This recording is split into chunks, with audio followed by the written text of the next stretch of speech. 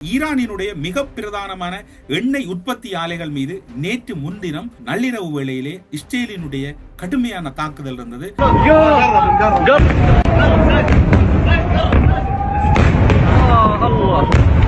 Iran குண்டுவீச்சு தாக்குதல்களை தீவிரப்படுத்தியிருக்கு. இந்த தாக்குதலை இந்தியா உள்ளிட்ட நாடுகள் கண்டித்தாலும் கூட ஈரான் இந்த விடயத்திலே பின்வாங்குவதாக இல்லை. ட்ரோன் தாக்குதல்கள் நடத்தப்பட்டாலும் அது கட்டிடங்களுக்கு தான் சேதம் இருந்தது. ஆனால் இப்போது அவை தலைகீழாக மாறி தாக்குதலினுடைய தன்மை வீரியம் எடுத்திருக்கின்றது. துபாய் மீது ஏன் ஈரான் கடுமையான தாக்குதலை நடத்துகிறது? ட்ரம்ப் செய்த சதி வேலை என்ன? லங்காஸ்ரீயின் கழுகு பார்வையில் உங்களை காண்பதில் மகிழ்ச்சி. நீங்கள் காத்திருப்பீர்கள். கழுகார் தகவலை திரட்டுவதில் சற்று தாமதம் ஏற்பட்டுவிட்டது. சில தகவல்களை உறுதிப்படுத்துவதிலும் கழுகாருக்கு தாமதம் ஏற்பட்டது.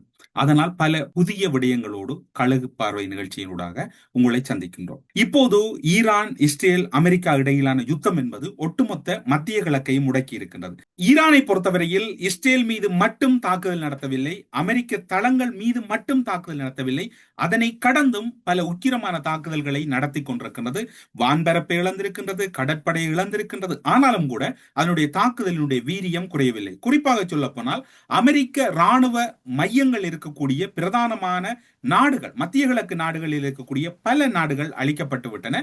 பல நாடுகளின் ராணுவ தளங்கள் முழுமையாக சூறையாடப்பட்டு விட்டன. குறிப்பாக அமெரிக்கா உதவும் நாடுகளின் பொருளாதார மண்டலங்கள் மீதும் உக்கிரமான தாக்குதலை நடத்தி இருக்கின்றது. அமெரிக்காவை பொறுத்தவரையில் அமெரிக்காவுக்கு வளைகுடா நாடுகளில் பல ராணுவ தளங்கள் இருக்கின்றன. அதில் மிக முக்கியமானதாக பஹ்ரைனில் உள்ள 5வது கடற்பிரிவு பார்க்கப்படுகிறது. காரணம், அது சிறப்பு சலுகைகள் மற்றும் சிறப்பு தேர்ச்சி பெற்ற கொமாண்டோக்கள், பல்வேறுபட்ட பரிவாளங்களை அங்கு வைத்திருக்கின்றது. அது மட்டுமல்லாது வளைகுடா நாடுகளில் அமெரிக்காவின் பல தளங்கள் இருந்தாலும் பஹ்ரைனில் இருக்கக்கூடிய கடற்படை தளம் என்பது அமெரிக்காவினுடைய வளைகுடா நாடுகளின் இதயமாக பார்க்கப்படுகிறது. அவ்வாறு ஒரு சக்தி மிக்க கடற்படை தளமாக அது பார்க்கப்படுகிறது. கடல் வழியாக கச்சா எண்ணெய் விநியோகத்தில் 20% ஹார்முஸ் நீரிணை வழியாகத்தான் பயணிக்கிறது என்பது அனைவருக்கும் தெரிந்ததும் அனைவரும் அறிந்திருக்கின்ற விடயம். இந்த நிலையில் இந்த நீரிணையை பாதுகாக்கின்ற மிக பிரதான பங்கினை அமெரிக்காவினுடைய 5வது கடற்படை பிரிவு, அதாவது பஹ்ரைனில் இருக்கக்கூடிய கடற்படை பிரிவு தான் ஹார்முஸ் நீரிணையை பாதுகாக்கின்ற அல்லது அதனை முழுமையாக கட்டுப்படுத்தக்கூடிய சக்தியை பயன்படுத்துகின்ற வளத்தை கொண்டிருக்கக்கூடியதாக ராணுவ ரீதியாக கூறப்படுகிறது. இந்த தளம் தொடர்ச்சியாக இயங்க வேண்டுமாக இருந்தால் இதற்கு மிக முக்கியமான தேவையாக இருப்பது எரிபொருள். இந்த எரிபொருளை கொடுப்பது பஹ்ரைனில் உள்ள பார்க்கோ எண்ணெய் சுத்திகரிப்பு நிலையம் தான். ஈரான் இந்த நிலையத்தின் மீது தாக்குதல் நடத்தி இருக்கின்றது. காரணம், ஈரானின் மிக பிரதானமான எண்ணெய் உற்பத்தி ஆலைகள் மீது நேற்று முன்தினம் நள்ளிரவு வேளையிலே இஸ்ரேலினுடைய கடுமையான தாக்குதல் இருந்தது. அது பலமான செயல்களையும் செய்திருந்தது. அதனால் பலத்த சேதங்களும் அந்த பகுதியிலே ஏற்பட்டிருக்கின்றது. இந்த தாக்குதல் என்பது ஈரானை பொறுத்தவரையில் மிக முக்கியமான ஒரு தாக்குதலாக பார்க்கப்படுகிறது. ஈரானினுடைய 2 பிரதான துறைகள் இன்று செயலிழந்திருக்கிறதாக கூறப்பட்டாலும் ஈரானுடைய தாக்குதல் வியூகங்கள் என்பது அல்லது தாக்குதல் திறன் என்பது இந்த நிமிடம் வரை குறைந்த பாடில்லை. நேற்று முன்தினம் எல்லாம் ஈரான் தொடர்பில் அங்கிருக்கக்கூடிய கள சூழ்நிலை கூறியிருந்தோம். பலரும் அதனை கழுகார் மீது கோபித்துக் கொண்டீர்கள், பிழையாக விளங்கிக் கொண்டீர்கள். ஆனாலும் கூட இப்போது இருக்கக்கூடிய சூழ்நிலையை கூறுகின்றோம். ஈரானை பொறுத்தவரையில் பஹ்ரைனில் இருக்கக்கூடிய அமெரிக்காவினுடைய 5வது கடற்படை தளத்தை இலக்கு வைத்தது என்பது ஈரான் தாக்குதலின் பின்னர் இஸ்ரேல் அமெரிக்காவுக்கு ஒரு பெரும் அதிர்ச்சியை ஏற்படுத்தி இருக்கின்றது. கிட்டத்தட்ட அந்த தாக்குதல் என்பது துவம்சம் செய்யப்பட்டிருப்பதாக கூறப்படுகிறது. அந்த தாக்குதலில் உயிர் சேதங்கள் ஏற்படவில்லை. ஈரானை பொறுத்தவரையில் ஒரு விடயம் மிக தெளிவாக தெரியும். அமெரிக்காவை ஆயுத ரீதியில் எதிர்கொள்வது அல்லது வெற்றி கொள்வது என்பது ஒரு சிரமமான காரியமாக இருக்கிறது. ஆனால் அதனை ஜெயிக்க முடியுமாக இருந்தால் அதற்குள் ஒரு உண்மை இருக்கின்றது. அந்த உண்மை என்னவென்று சொன்னால், அமெரிக்காவுக்கான வளங்கள் பிரிவுகளை உடைக்க வேண்டும். அமெரிக்காவுக்காக வளங்கள் பிரிவுகள், அதாவது சப்ளை செயினாக இருக்கக்கூடிய மிக பிரதானமான வளைகுடா நாடுகளில் இருக்கக்கூடிய இடங்களை தகர்க்க வேண்டும். அது மட்டுமல்லாது எரிபொருள் விநியோகங்கள் முழுமையாக நிறுத்தப்படுகின்ற வகையில் தாக்குதல் உபாயம் இருக்க வேண்டும் என்று ஈரான் முடிவெடுத்து விட்டது. மத்திய கிழக்கு நாடுகள் கிட்டத்தட்ட எரிபொருள் கிடங்குகள் அல்லது எரிபொருள் வயல்கள், அதாவது அங்க இருக்கக்கூடிய மிக முக்கியமான தளங்கள் எல்லாம், அரம்கோ எல்லாம் இப்போது வரைக்கும் பத்தி கொண்டிருக்கிறது. இப்போது உங்களோடு கதைத்துக் கொண்டிருக்கக்கூடிய காலப்பகுதியில் கூட உலகின் பிரதானமான மிக முக்கியமான எண்ணெய் வயலாக பார்க்கப்படக்கூடிய அரம்கோவில் கூட இன்னும் தீ ஓய்ந்த பாடில்லை. ஈரானை பொறுத்தவரையில் பஹ்ரைனில் மட்டும் தாக்குதல் நடத்தவில்லை. அல்ல அரம்கோவில் மட்டும் தாக்குதல் நடத்தவில்லை. ஒட்டுமொத்தத்தில் எல்லா வளைகுடா நாடுகளிலும் இருக்கக்கூடிய அமெரிக்க தளங்கள் மீதும் அங்கிருக்கக்கூடிய எண்ணெய் வயல்கள் மீதும் அல்லது எண்ணெய் குளங்கள் மீதும் தான் தாக்குதல் நடத்தி கொண்டிருக்கிறது. ஈரான் குண்டு வீச்சு தாக்குதல்களை தீவிரப்படுத்தி இருக்கு. இந்த தாக்குதலை இந்தியா உள்ளிட்ட நாடுகள் கண்டித்தாலும் கூட ஈரான் இந்த விடயத்திலே பின்வாங்குவதாக இல்லை. ஆனால் இன்னும் ஒரு விடயம் கூறப்படுகிறது. இந்த காலப்பகுதியில் இந்த சந்தர்ப்பத்தை சாதகமாக பயன்படுத்தி இஸ்ரேலும் மத்திய கிழக்கு நாடுகளில் இருக்கக்கூடிய எண்ணெய் குதங்கள் மீது தாக்குதல் நடத்திவிட்டு அந்த பழியை ஈரான் மீது போடுவதாகவும் கூறப்படுகிறது. இது சமூக வலைத்தளங்களிலே அல்லது ஊடகங்களிலே வெளிவந்திருக்கக்கூடிய செய்தி. ஆனாலும் கூட பஹ்ரைனில் இருக்கக்கூடிய அமெரிக்காவினுடைய 5வது கட்டளை தலைமையகமாகவே கூறலாம் கடற்படையினுடைய இப்போது சுக்குநூறாக்கப்பட்டிருப்பதாகத்தான் பார்க்கப்படுகிறது. அதனுடைய பாதிப்புகள் அதிகமாகத்தான் இருக்கிறது.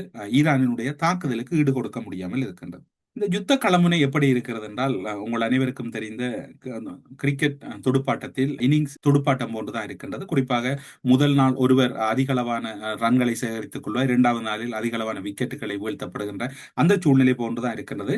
இப்போது தன் மீது திணிக்கப்பட்ட போராட்டத்தில் ஈரான் வரலாறு காணாத ஒரு பின்னடைவை சந்தித்ததாக கூறப்பட்டது. இப்போது சற்று ஒரு முன்னேற்றம் காணப்படுவதாக கூறப்படுகிறது. நீங்கள் நேற்று காலை அல்லது நேற்று முன்தினம் எல்லாம் ஒரு விடயத்தை பார்த்திருப்பீர்கள். ஐக்கிய நாடுகள் சபை உயிரோடு இருப்பது போன்ற ஒரு செயற்பாடு அல்லது அசைவை நீங்கள் அவதானித்திருப்பீர்கள். இந்த அசைவு ஈரான் மீதான அமெரிக்கா இஸ்ரேலினுடைய தாக்குதலின் பின்னர் ஏற்பட்டதா அல்லது மத்திய கிழக்கு பகுதியில் ஏற்பட்ட தாக்குதலின் பின்னர் ஏற்பட்டதா என்றால் இல்லை. இங்குதான் ஒரு முக்கியமான அசைவின் வெளிப்பாடு தென்படுகிறது. கழுகார் ஆழ பறந்த போது அவரிடம் சிக்கியதுதான். ஐக்கிய நாடுகள் சபையின் பொதுச் செயலாளர் வரை களத்துக்கு வந்து விட்டார்கள். ஏன் என்று கழுகார் தேடி சென்ற போது அங்கு மிக முக்கியமான அல்லது பெரும் அதிர்ச்சிகரமான தகவல்கள் கிடைத்தன. அதுதான் இஸ்ரேலினுடைய டெல் அவீவ் நகரம் மட்டுமல்ல, ஒட்டுமொத்த இஸ்ரேலும் துவம்சம் செய்யப்பட்டிருக்கிறது. கடந்த காலங்களிலே அயத்துல்லா அல் கமேனி அவர்கள் உயிரோடு இருக்கும் வரைக்கும் அவர் தாக்குதல் நடத்தினார். ஆனால் மக்கள் குடியிருப்புகள் மீதான தாக்குதல் என்பது மட்டுப்படுத்தப்பட்டிருந்தது அல்லது பெரிய அளவில் இல்லை. ட்ரோன் தாக்குதல்கள் நடத்தப்பட்டாலும் அது கட்டிடங்களுக்கு தான் சேதம் இருந்தது. ஆனால் இப்போது அவை தலைகீழாக மாறி தாக்குதலினுடைய தன்மை வீரியம் எடுத்திருக்கின்றது. அந்த தாக்குதல் என்பது இப்போது கிட்டத்தட்ட சொல்ல போனார் 76 ஆண்டுகளாக உலகம் பார்த்து கொண்டிராத காசா எரிந்து கொண்டிருந்தது. அதனை தற்காப்பு என்று கூறியது இஸ்ரேல். அப்போது கூட ஐக்கிய நாடுகள் சபை பெரிய அளவில் வாய் திறக்கவில்லை. ஈரான் மீதும் கணிசமான ஒரு தாக்குதல் நடத்தப்பட்டது. அயத்துல்லா அல் கமேனி வெளிப்புறத்திலே அவர் மீது கடுமையான விமர்சனங்கள் இருந்தாலும் அந்த நாட்டுக்கு அவர் ஒரு தலைவர். அந்த நாட்டு தலைவர் இருந்த போது கூட ஐக்கிய நாடுகள் சபை மௌனமாக இருந்தது. அதன் பின்னர் பார்த்தால் இப்போது மீண்டும் அசைய தொடங்கி இருக்கிறது என்றால் டெல் அவீவ் நகரம் சுடுகாடாயிருக்கிறது. ஒரு ட்ரோன் தாக்குதலில் கிட்டத்தட்ட ஒரு கட்டடத்தின் 17 மாடி கட்டடங்கள் எல்லாம் அப்படியே பார்த்திருக்க சரிகிறது. நள்ளிரவு வேளையிலே முழு டெல் அவீவ் மட்டுமல்ல, அதனை அண்டிய பல நகரங்கள் எல்லாம் தீப்பிழம்பாக காட்சியளிக்கிறது. இப்போது நெத்தனியாவு எங்கிருக்கிறார் என்று தேடி செல்லுகின்ற போது அல்லது அவரை தேடுகின்ற போது பலர் அவருடைய புகைப்படங்கள் சமூக வலைத்தளங்களிலே பகிரப்படுகின்றன. அந்த புகைப்படங்கள் ஒன்றும் புதிதல்ல. அவையெல்லாம் கடந்த காலங்களில் அவர் எடுத்துக்கொண்ட புகைப்படங்களை இப்போது அவர் பகிர்ந்து கொண்டிருக்கிறார். அவர் அயத்துல்லா அல் கமேனி போன்று இப்போது இந்த தாக்குதல் நடக்கின்ற போது அங்கு இருந்து கொண்டு அவர் தன்னுடைய வேலைகளை செய்வதற்கு அவர் அவ்வளவு முட்டாள் அல்ல. அதன் அடிப்படையில் பார்க்கின்ற போது இப்போது டெல் அவீவ் நகரம் பற்றி எறிகிறது, ஈரான் பற்றி எறிகிறது, மத்திய கிழக்கும் பற்றி எறிகிறது. இதில் ஈரானினுடைய படையினர் அல்லது ஈரானுக்கு ஒரு பலவீனம் ஏற்பட்டிருக்கிறது என்றால் ஏற்பட்டிருக்கிறது. ஆனால் ஏற்படவில்லை என்றுதான் கூற வேண்டும். தாக்குதலினுடைய வீரியம் ஈரான் தரப்பை பொறுத்தவரையில் குறையவில்லை. அவர்களுக்கு மிகவும் உதவியாகவும் பின்தளமாகவும் இப்போது வரைக்கும் மிகவும் துணிவோடு ரஷ்யாவும் அதே போன்று சீனாவும் உளவு நடவடிக்கைகளில் ஈடுபட்டு வருகிறார்கள். இந்த காலப்பகுதியில் இப்போது உங்களோடு பேசிக் கொண்டிருக்கக்கூடிய காலப்பகுதியில் சீனாவின் உளவு கப்பல் தற்போது ஓமான் கடற்கரைக்கு அருகில் பயணம் செய்கின்ற புகைப்படம் ஒன்றை செய்மதியூடாக வெளியிட்டிருக்கின்றது சர்வதேச ஊடகங்கள். அது மத்திய கிழக்கில் உள்ள அமெரிக்காவின் அனைத்து இராணுவ சொத்துக்களையும் உண்மையான உரிய நேரத்திலே கணிப்பதோடு அந்த கணித்த தகவல்களை உடனுக்குடன் தன்னுடைய சிஸ்டத்தினூடாக வெளிப்படுத்தி கொண்டிருக்கின்றது. சீனாவின் உளவு மற்றும் கண்காணிப்பு கப்பல் அது கடல்சார் பகுதிகளில் இயங்குகிறது. அமெரிக்க போர்க்கப்பல்கள், விமான தளபாடங்கள் மற்றும் விமான நடவடிக்கைகளை கண்காணித்து அது ஈரானுக்கு தகவல் வழங்கலாம் என்று எண்ணப்படுகிறது. குறித்த கப்பல் இப்போது களத்தில் வந்திருக்கின்றது. சீனாவை பொறுத்தவரையில் ஈரான் களமுனைக்கு வரவில்லை என்ற ஒரு குற்றச்சாட்டு நேற்று வரையும் இருந்தது.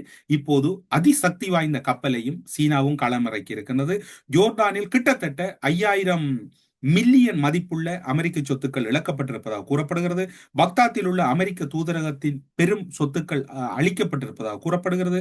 அதே போன்று ட்ரோன்கள் அமெரிக்காவிடம் இருக்கக்கூடிய வான் எதிர்ப்பு சாதனங்களும் இன்று மத்திய கிழக்கில் செயலிழந்திருப்பதாக கூறப்படுகிறது. அந்த அளவு தாக்குதலை ஈரான் மேற்கொண்டிருக்கிறது. இந்த சூழ்நிலையை பார்க்கின்ற போது ஈரான் இன்னும் யுத்த களமுனையில் நீண்ட காலம் கடந்து செல்வதற்கு அதிக சந்தர்ப்பங்கள் இருக்கின்றது. சீனாவினுடைய அதிசக்தி வாய்ந்த கப்பலும் களமிறக்கப்பட்டிருக்கின்றது. இதனை எப்படி அமெரிக்கா அணுகப் போகிறது, அல்லது அந்த கப்பல் மீது தாக்குதல் நடத்த போகின்றதா என்று ஈரானுக்கு அருகில் இருந்த அமெரிக்காவினுடைய முதன்மை போர்க்கப்பலான ஆப்ரகாம் லிங்கனை அங்கிருந்து நகர்த்தி இருக்கிறார்கள் பாதுகாப்பு அச்சுறுத்தல் காரணமாக.